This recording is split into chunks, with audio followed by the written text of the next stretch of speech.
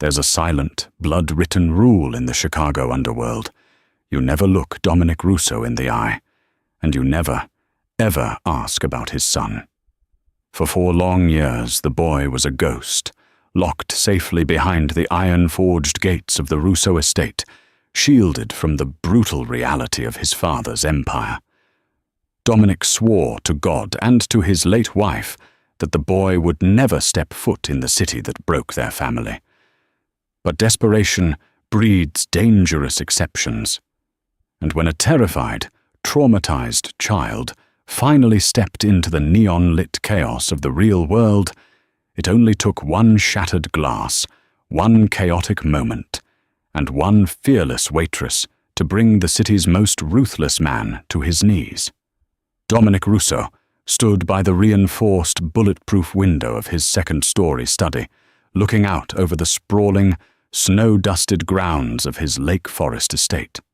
The sky above Illinois was the color of bruised iron, matching the permanent heaviness in his chest. At 34, Dominic was the undisputed head of the Russo Syndicate, a sophisticated criminal enterprise that controlled everything from the shipping ports of Lake Michigan to the high-stakes underground casinos buried beneath the Gold Coast. He was a man composed of sharp angles, tailored Italian wool, and a chilling, predatory stillness. But inside this house, he was just a failing father. Down the hall, in a room painted a soft sky blue that felt entirely out of place in the dark mahogany mansion, sat Leo. Leo was 6 years old, with his mother's wide, expressive hazel eyes and his father's dark hair. But those eyes rarely looked at anyone anymore.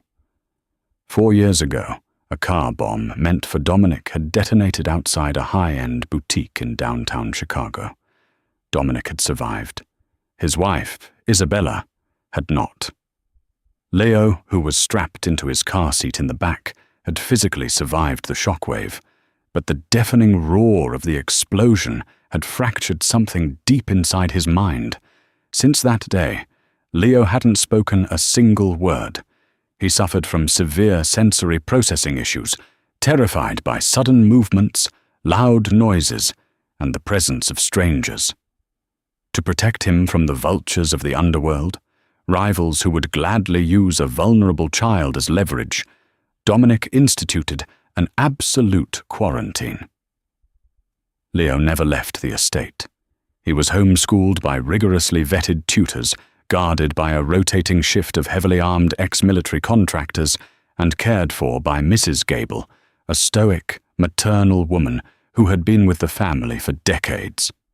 "Boss!" A rough voice broke Dominic's concentration. Dominic turned. Standing in the doorway was Thomas Flynn, his underboss and oldest friend. Tommy's face was grim. "What is it, Tommy?" Dominic asked, his voice a low, gravelly baritone that commanded instant obedience. "It's Mrs. Gable. She collapsed in the kitchen. Paramedics just took her away. Looks like severe food poisoning, but I've got my guys sweeping the pantry and the staff just in case someone slipped something into her tea." Dominic's jaw tightened, a dangerous muscle ticking in his cheek. Poison. The mere word sent a spike of pure, unadulterated rage through his veins, but the rage was quickly eclipsed by a logistical nightmare. "Where is Leo?" Dominic demanded, striding toward the door. "In his room. One of the guards is sitting outside. But Dominic, you have the sit-down with the Valenti crew in an hour at the Obsidian. You can't cancel. If you don't show, Valenti takes it as a sign of weakness. He's already encroaching on the South Side distribution lines. You have to be there." Dominic stopped in the hallway, running a hand over his face. He couldn't leave Leo here with just the guards. The men knew how to shoot, how to kill, and how to interrogate. But if Leo had a panic attack, a dozen men with Glocks wouldn't know how to calm him down.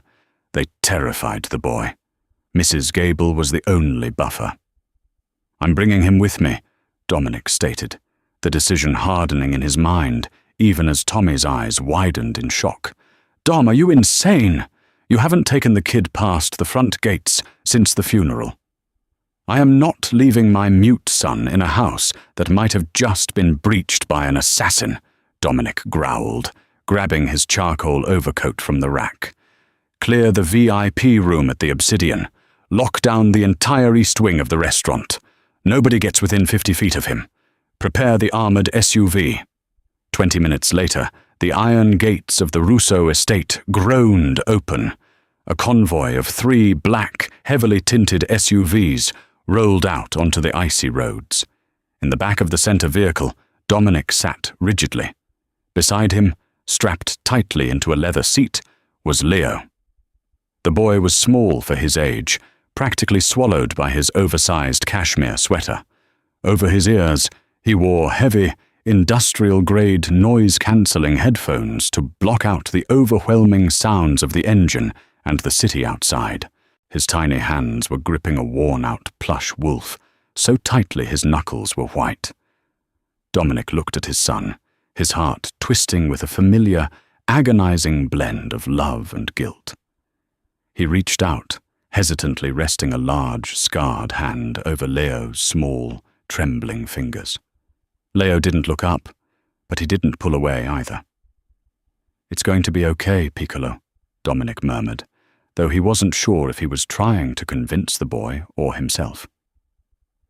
The Obsidian was a fortress, disguised as a Michelin star restaurant. Located in the heart of the River North Gallery district, its interior was a masterpiece of dark velvet, dim amber lighting, and polished black marble. It catered to politicians, celebrities, and men like Dominic Russo, who required discretion with their dry-aged steaks. Mia Bennett wiped down the brass espresso machine behind the main bar, suppressing a yawn that threatened to crack her jaw. At 24, Mia felt like she had lived a lifetime of exhaustion. She was a girl with striking, intelligent green eyes, a mess of chestnut hair, haphazardly tied back in a clip, and a mountain of stress resting squarely on her shoulders. She wasn't supposed to be working the lunch shift, but her older brother, Danny, had vanished again 3 days ago, leaving behind a frantic voicemail and a very angry collector who had knocked on Mia's apartment door at 2 a.m.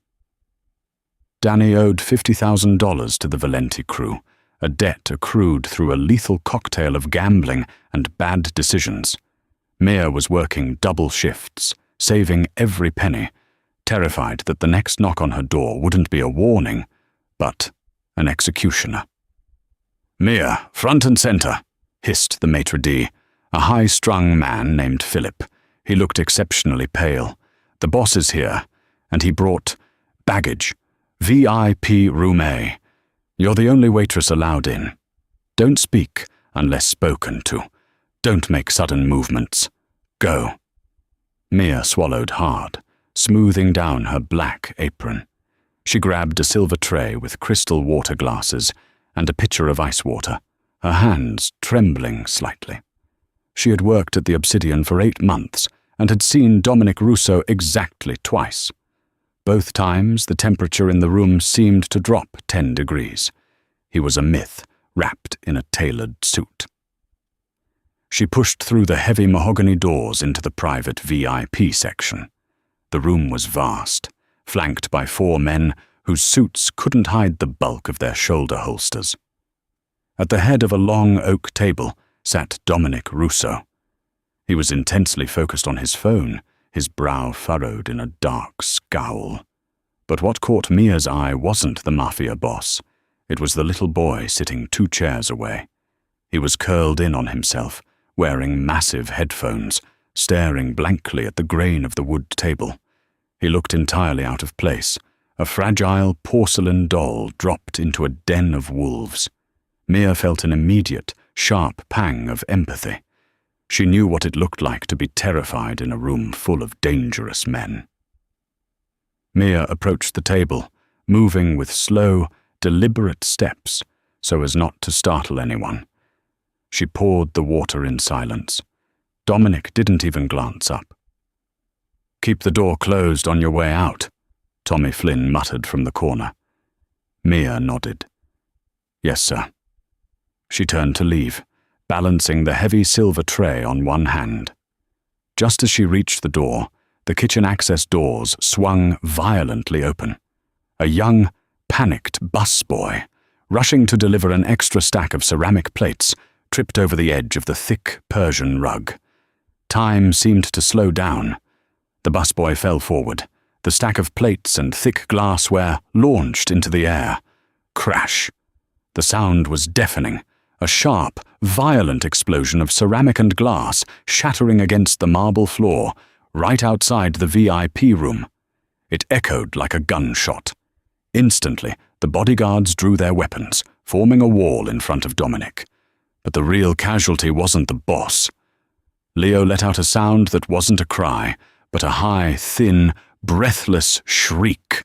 The crash had bypassed his headphones, triggering a violent flashback. To the boy, he wasn't in a restaurant. He was back in the burning wreckage of the car. Leo ripped the headphones off his head, hyperventilating violently. He scrambled out of his chair and dove under the massive oak table, pressing himself into the farthest corner, his hands clamped over his ears, rocking back and forth as he sobbed uncontrollably. "Leo!"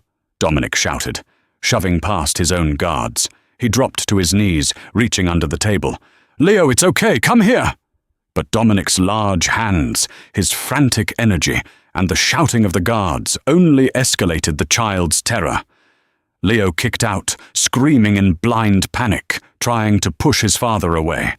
Dominic's face contorted in agony and helplessness. He was a man who could command armies, but he couldn't reach his own son. "Back up! Give him air!"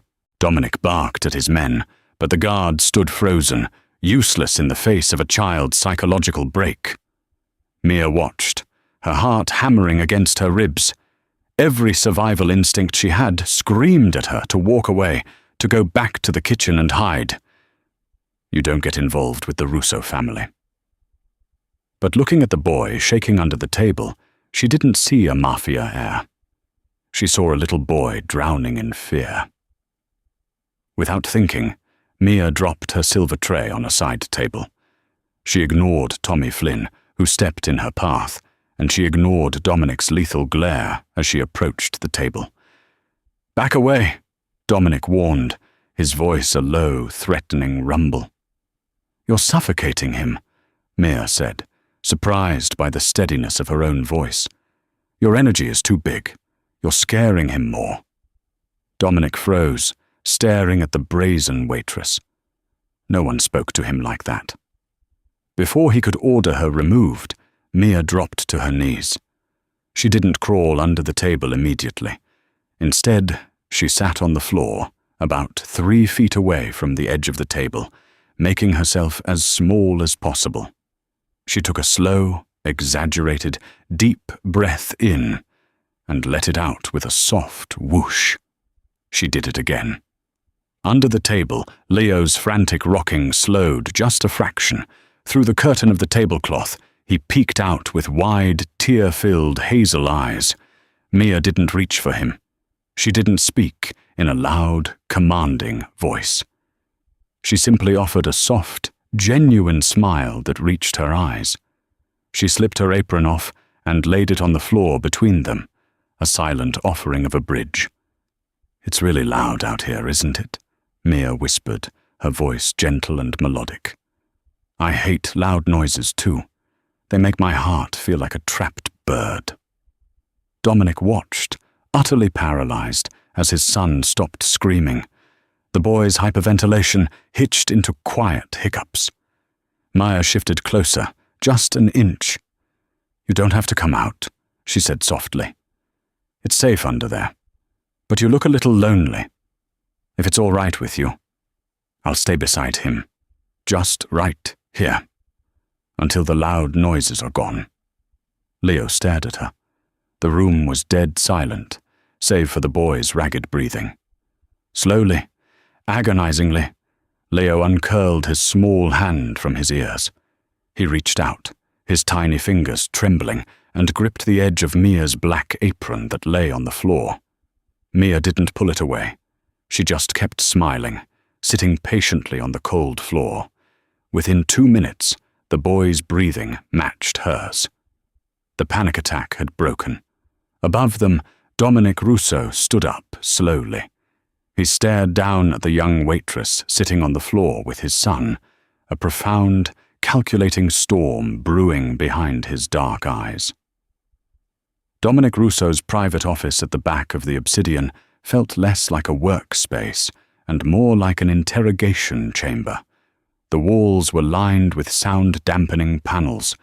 Dominic sat behind a massive desk of reclaimed wood, steepled his fingers, and stared at the file Tommy Flynn had just placed in front of him.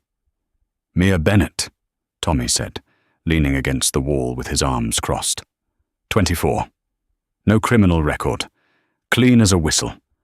Grew up in foster care after her parents died in a pile-up on the I-90. She dropped out of nursing school 2 years ago to work full-time. "Why?" Dominic asked, his eyes scanning the background check. He couldn't get the image out of his head, the way his son, who wouldn't even let a doctor touch him, had clung to the fabric of that girl's apron until he fell asleep from exhaustion. "Because of her brother," Tommy replied, flipping to the second page of his own notebook. "Danny Bennett. He's a degenerate gambler and a petty thief. Turns out he's currently 50 grand in the hole to the Valenti crew. The very same crew you're sitting down with today. The Valentis have been putting the squeeze on the sister to get to him." Dominic's eyes narrowed, a dangerous spark igniting in his irises. "Valenti? So the waitress works here, covering for a brother in debt to my immediate rival. Is it a coincidence, Tommy? Was the dropped tray a setup? Was she planted to get close to me?" "I don't think so, boss," Tommy said honestly. "I watched the security footage. The busboy tripped on a newly laid rug. It was an accident. And looking at the girl, she was terrified. But she put the kid first. She's got no ties to the life other than her idiot brother." Dominic closed the file. The sit-down with Valenti had been delayed by an hour due to the incident. But he had a new card to play now. His priority was Leo. Mrs. Gable would be out of commission for weeks, maybe months. He needed someone who could anchor his son. The psychologists, the highly paid therapists, none of them had done in 4 years what Mia Bennett had done in 4 minutes. "Bring her in," Dominic commanded. 2 minutes later, Mia was escorted into the office. She looked pale, her hands clasped tightly in front of her. She expected to be fired. She expected worse. "Mr. Russo, I apologize for breaking protocol." Mia started immediately, her voice trembling, but her chin held high. "I know I wasn't supposed to approach." "Sit down, Miss Bennett," Dominic interrupted, gesturing to the leather chair opposite his desk. It wasn't a request. Mia sat, feeling the plush leather swallow her. Dominic studied her. Up close, without the chaotic adrenaline of the restaurant floor, he noticed the dark circles under her green eyes, the faint tremor in her hands, and the quiet resilience in her posture. "My son, Leo, suffers from severe post-traumatic stress," Dominic said abruptly, offering no pleasantries. "He hasn't spoken in 4 years. He trusts almost no one. Today, he trusted you. I want to know why." Mia blinked, taken aback. I don't know, sir. I just saw a scared little boy. I know what it feels like to be overwhelmed. I just wanted him to know he wasn't alone." Dominic leaned forward, the shadows of the room contouring his sharp cheekbones. "I am a man who deals in solutions, Miss Bennett. Right now, I have a problem. My son's primary caretaker is hospitalized. I cannot leave him with my guards, and I cannot bring him to my business meetings. I need someone to stay with him, someone he will tolerate." Mia's heart skipped a beat. Are you offering me a nannying job?" "I am offering you a lifeline," Dominic corrected, his voice dropping an octave. He slid a piece of paper across the desk. It was a ledger. Mia recognized the handwriting instantly. It was Danny's, all the blood drained from Mia's face. "Where did you get that?" "Your brother owes $50,000 to the Valenti family," Dominic said coldly. "Men who are significantly less civilized than I am. Men who will likely force you to pay his debt in ways you do not want to imagine. You are working double shifts here, trying to scrape together pennies to save a man who has already abandoned you." Tears pricked Mia's eyes, a potent mix of shame and terror. She tried to look away, but Dominic's gaze held her captive. "Here is my proposition," Dominic stated. "You will pack your things tonight. You will move into my estate in Lake Forest. You will become Leo's full-time companion and caretaker. You will be paid a salary that will allow you to live comfortably for the rest of your life. And in exchange," Dominic picked up a gold lighter and set the edge of Danny's ledger on fire, dropping it into a metal ashtray. "I will personally purchase your brother's debt from the Valentis today. He will be free. You will be protected. But you will belong to the Russo household. No unapproved calls, no visitors, no leaving the estate without an armed escort. Do you understand?" Mia stared at the burning paper. It was a deal with the devil, moving into a Mafia boss's compound, isolated from the world. But it was also the only way to save Danny's life, and her own. And in her mind's eye, she saw the terrified little boy hiding under the table. Mia swallowed the lump in her throat. "I accept." Dominic nodded once, a definitive sealing motion. "Tommy will take you to pack." That evening, a sleek black town car drove Mia through the imposing iron gates of the Russo estate. The mansion was breathtaking, a Gothic revival masterpiece, stone cast against the dark winter sky. But it felt like a beautiful prison.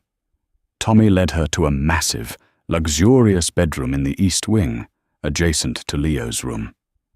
"Settle in. Dinner is brought up at 7. Boss wants you to meet with Leo in the morning."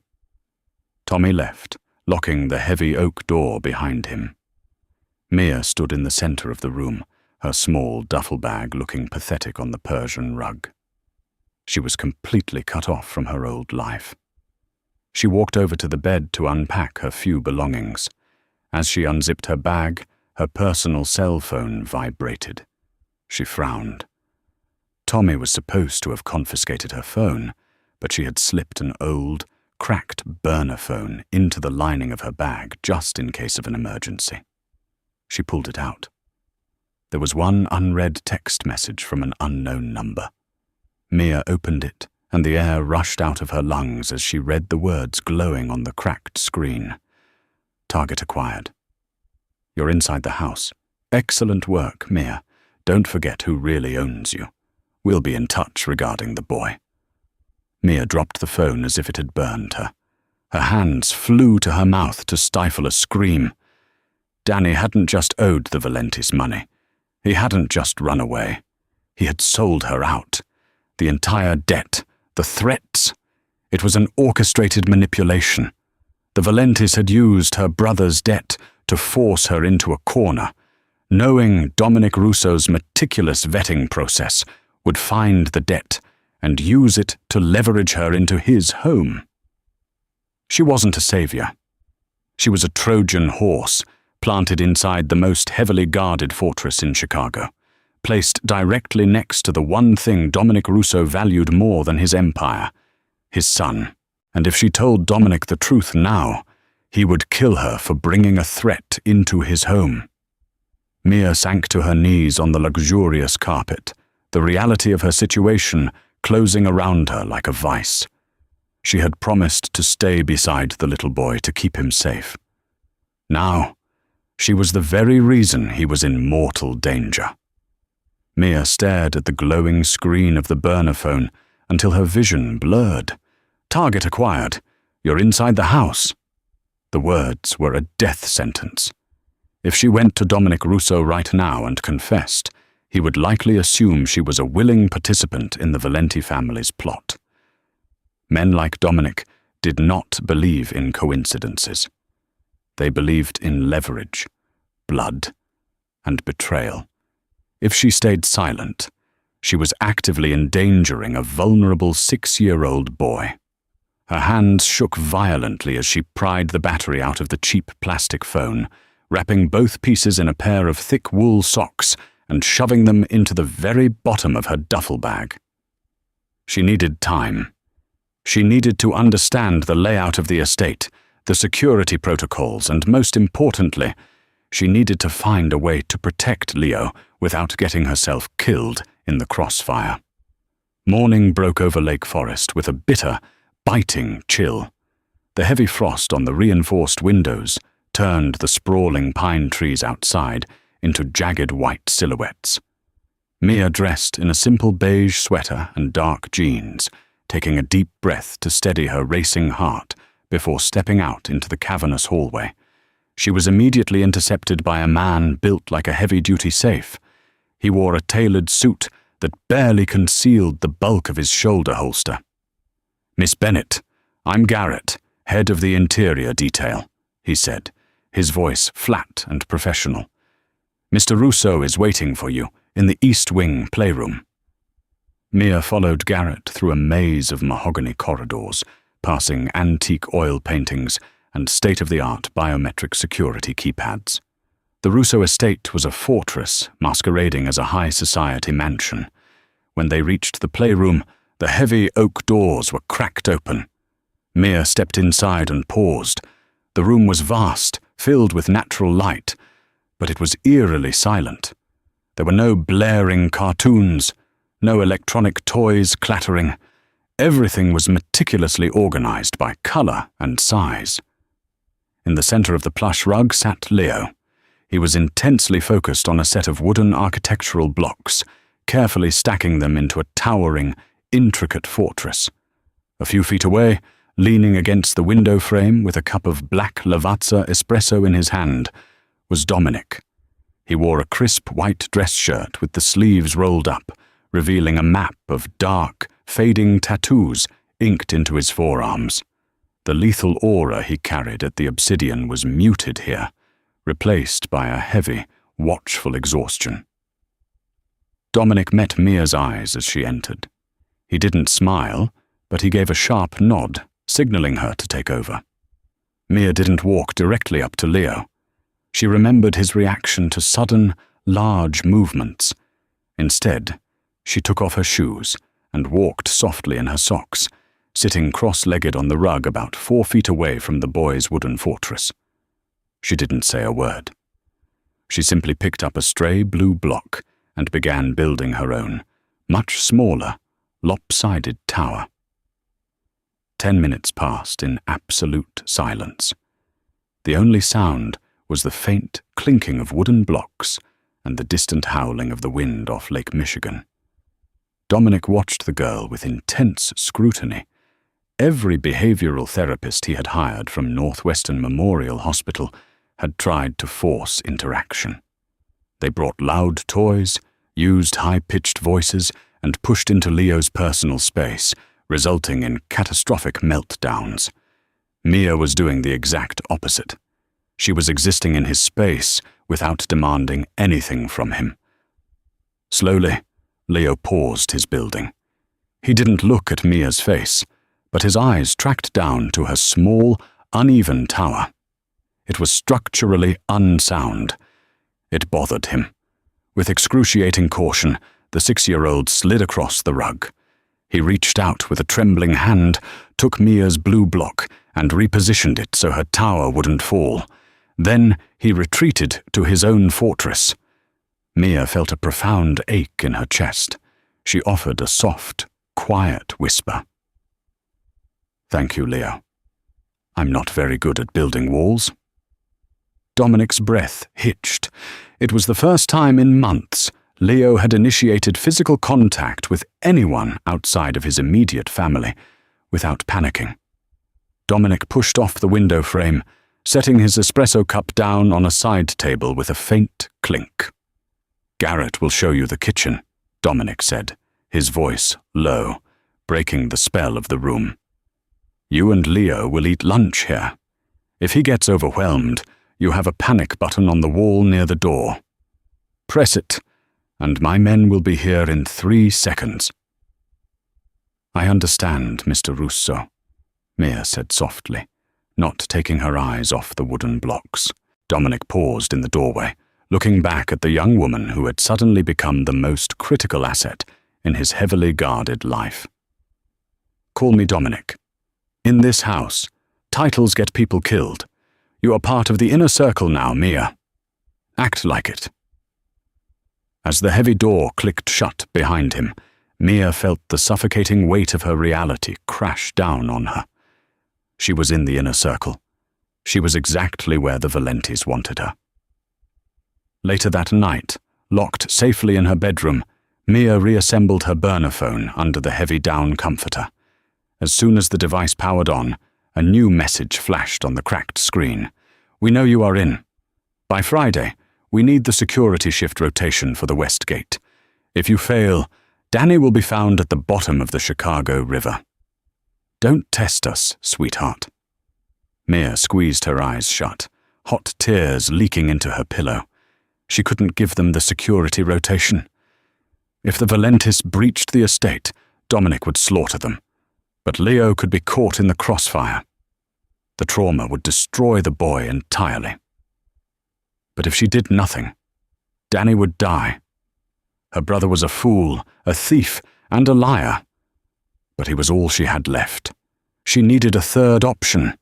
She needed to outsmart the Chicago underworld from inside a gilded cage. 2 weeks bled into 3, and the bitter Illinois winter tightened its icy grip on the city.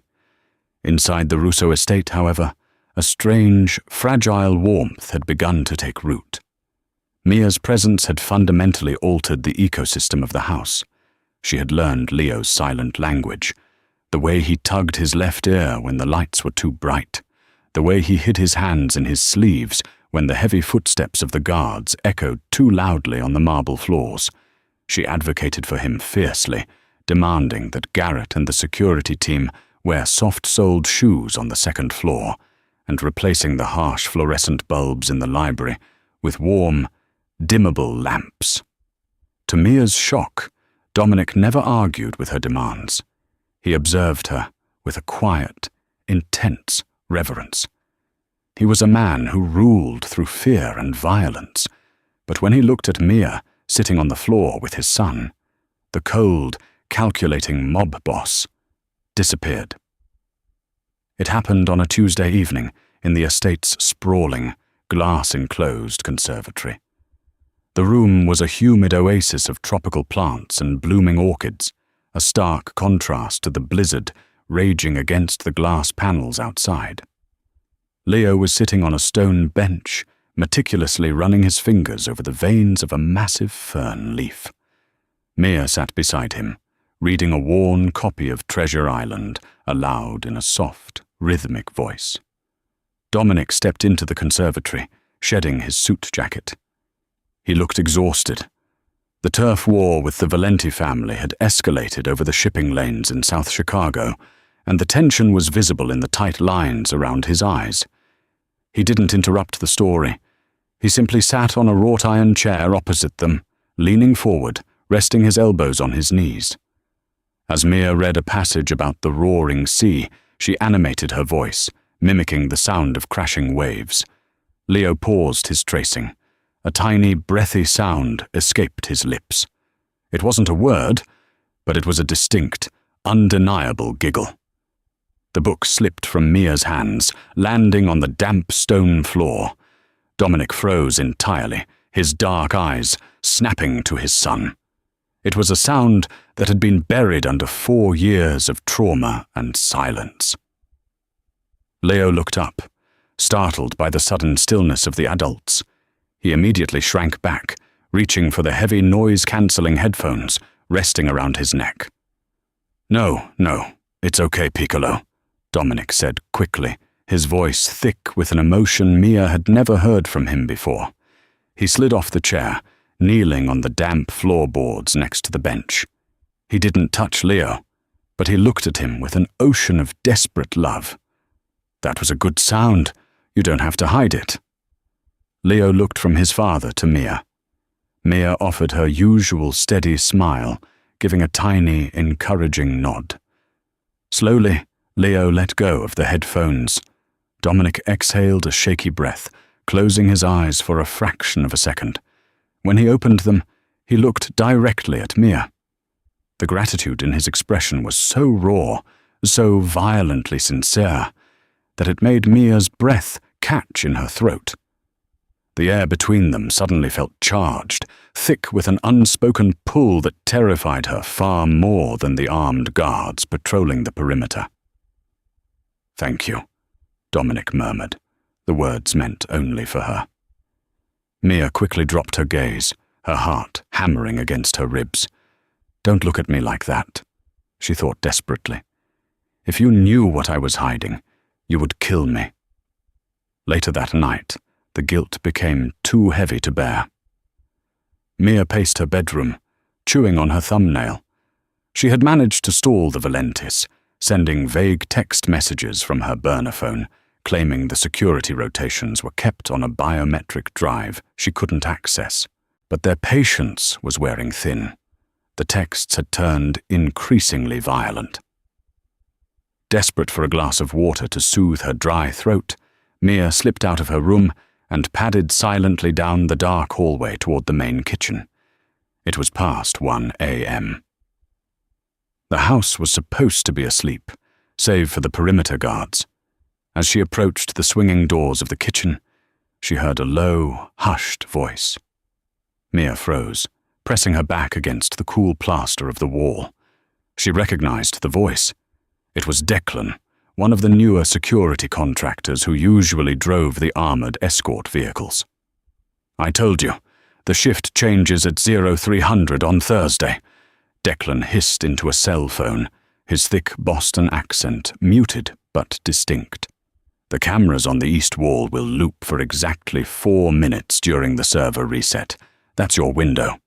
If you want Russo out in the open, you have to hit the convoy when he leaves for the Rush Street meet on Friday.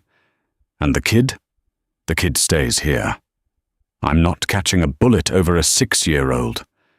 Mia slapped a hand over her own mouth to trap the gasp in her throat. Declan. She wasn't the only mole. The Valentis already had someone inside the security detail. They didn't need Mia to give them the gate rotation. They were using her as a distraction, a secondary failsafe. And Declan wasn't just planning a breach. He was orchestrating an assassination attempt on Dominic. "I poisoned the old woman to get you an opening, just like Valenti asked," Declan continued, his voice dripping with agitation. "But the boss brought this new girl in. She's too close to him. She never leaves the kid's side. If she gets in the way on Friday, you tell your shooters to drop her too." Ice flooded Mia's veins. Mrs. Gable hadn't had food poisoning. Declan had poisoned her to force Dominic's hand, creating chaos that the Valentis could exploit. And now, Mia was officially collateral damage. She backed away from the kitchen door, inch by agonizing inch, terrified that the floorboards would creak. Once she was safely around the corner, she practically sprinted back to her bedroom, locking the door and sliding to the floor, her chest heaving. The pieces of the puzzle clicked together with terrifying clarity. The hit was scheduled for Friday, in 3 days. If Dominic died, the Russo syndicate would collapse. The Valentis would storm the estate to wipe out the bloodline, and Leo would be slaughtered. Mia dug her burner phone out of her bag and stared at it. She had a choice to make. She could use the phone to warn the Valentis that she knew about Declan, trying to leverage her silence for Danny's life. Or she could walk into Dominic Russo's office, hand him the burner phone, confess everything, and hope that his newfound affection for her was stronger than his legendary wrath. She looked at the small, handmade blue wooden block sitting on her nightstand, a gift from Leo.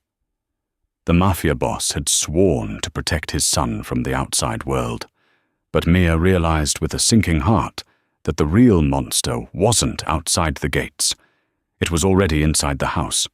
The grandfather clock in the main hallway chimed 2 a.m., its heavy, resonant tolls echoing through the silent estate like a death knell.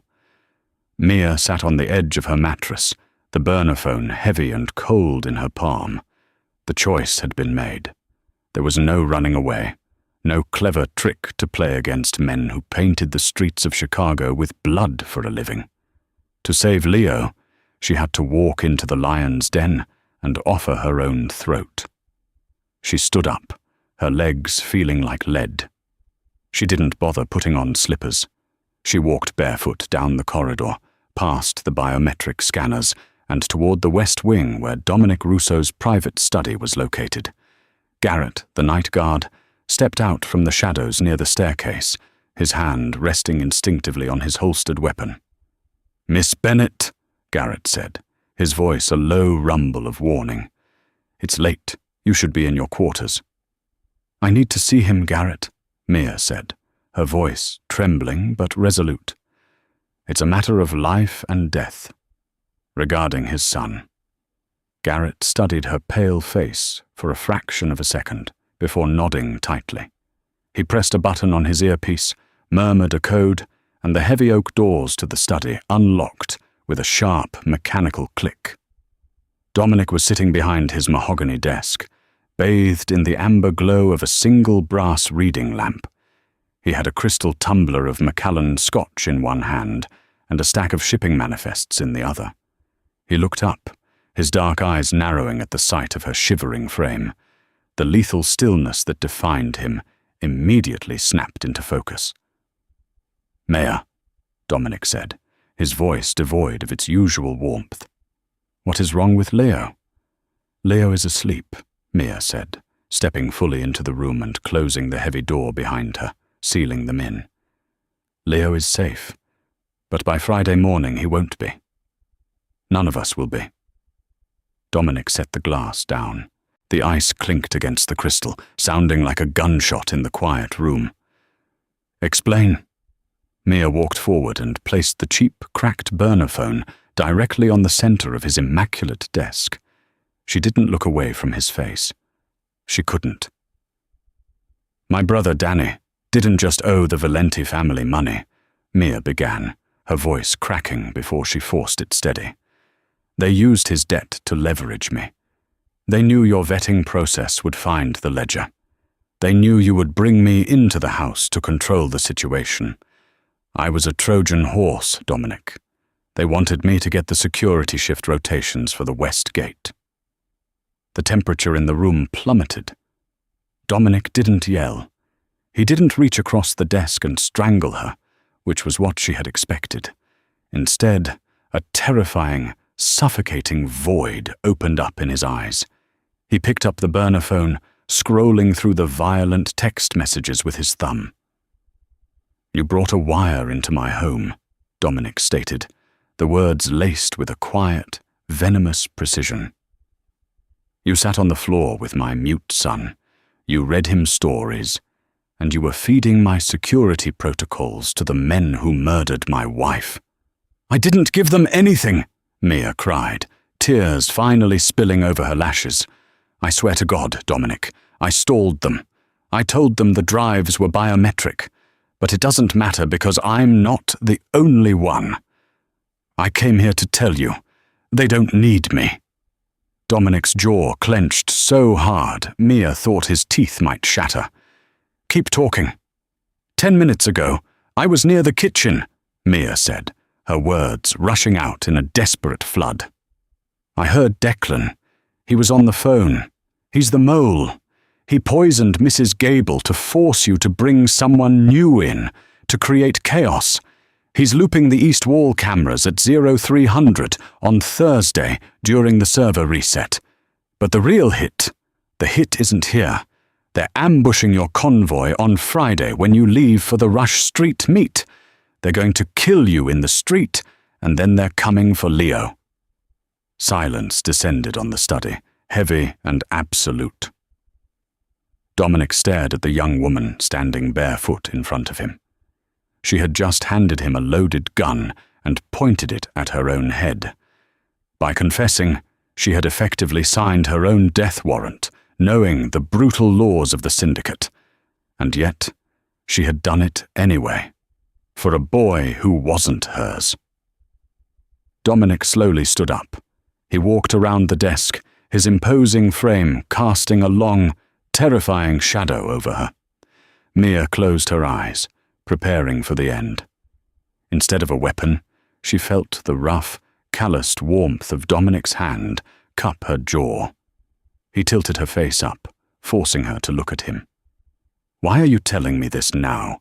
Dominic asked, his voice barely a whisper, yet it commanded the entire room. "If they find out you burned them, the Valentis will slaughter your brother. You just traded Danny's life for mine." "Why?" Mia choked on a sob, leaning infinitesimally into his touch. "Because Danny made his choices. He sold me out to save his own skin. But Leo is innocent. He finally laughed today, Dominic. I won't let them take that away from him. I won't let them take his father away. Do whatever you want to me, but please, protect him." Dominic stared into her striking green eyes, seeing nothing but raw, bleeding truth. The rage that had threatened to consume him evaporated, replaced by a profound, earth-shattering realization. In a world built on lies, leverage, and blood, this waitress had just offered him absolute, unshakable loyalty. Dominic dropped his hand, stepping back, his mind already shifting into a theater of war.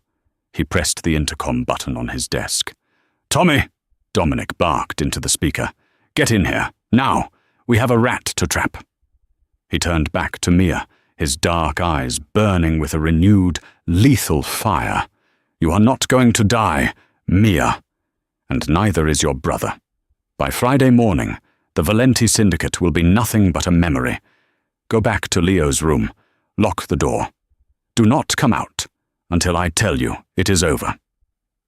Thursday night descended with a brutal, freezing rain that turned the streets of Chicago into slick sheets of black ice. Inside the estate, the tension was a physical entity. At exactly 2:58 a.m., Tommy Flynn and two of his most trusted men cornered Declan in the server room on the east wing. The traitor didn't even have time to draw his weapon before the butt of Tommy's rifle fractured his jaw, dropping him to the floor. They didn't kill him. Dominic needed Declan's phone to send the all-clear signal to the Valentis. The trap had to look flawless.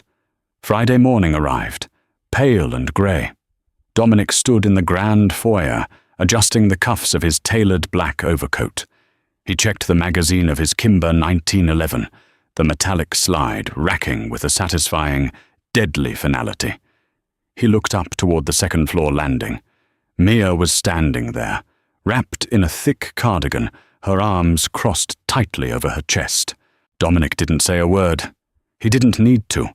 He offered her a single, resolute nod, a silent promise that he was coming back.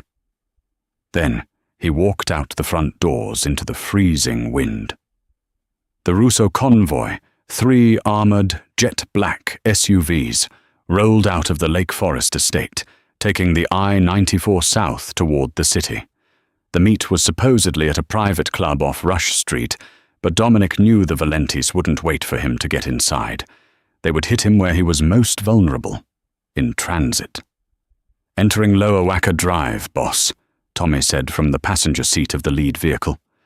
Lower Wacker was a subterranean labyrinth beneath the gleaming skyscrapers of downtown Chicago, a dark, concrete cavern illuminated only by flickering, sickly yellow sodium lights. It was a blind spot for city cameras, the perfect place for an ambush. "Hold your positions," Dominic ordered quietly over the encrypted radio channel. "Wait for them to show their teeth." As the convoy navigated a sharp curve past the concrete pillars of the Columbus Drive intersection, a massive, reinforced garbage truck pulled out from a side loading dock, completely blocking the 2-lane road ahead. Instantly, 2 unmarked black vans slammed to a halt behind the convoy, sealing them in. The ambush was sprung. "Now," Dominic commanded, his voice cold as ice. Before the Valenti shooters could even throw the side doors of their vans open, the trap inverted. Dominic hadn't brought his standard security detail. He had brought the elite strike team of the Russo Syndicate. The rear doors of Dominic's trailing SUVs kicked open. Flashbang grenades bounced across the damp concrete of Lower Wacker Drive. Bang! Bang! Blinding white light and deafening concussive waves ripped through the subterranean tunnel. The Valenti hitmen, blinded and disoriented, stumbled out of their vans into a hail of precision crossfire. Tommy Flynn and his men moved with terrifying military-grade efficiency. It wasn't a firefight. It was an execution. Within 90 seconds, the echoing crack of gunfire ceased. The air was thick with the acrid smell of cordite and exhaust. 12 Valenti men lay dead on the cold concrete. Dominic stepped out of his armored SUV, his overcoat flapping in the wind, funneling through the tunnel. He walked over to the garbage truck. The driver, a high-ranking Valenti lieutenant, was bleeding heavily from a shoulder wound, coughing violently against the steering wheel. Dominic opened the heavy door and dragged the man out by his collar, tossing him onto the pavement. "Look at me," Dominic growled, crouching down to meet the terrified man's eyes. "You tell your boss that his debt is paid. The Southside shipping lanes belong to me. If another Valenti breathes the same air as my family, I will burn Cicero to the ground and bury him in the ashes. Do we understand each other?" The lieutenant nodded frantically, choking on his own blood. "Clean it up," Dominic told Tommy, turning his back on the carnage.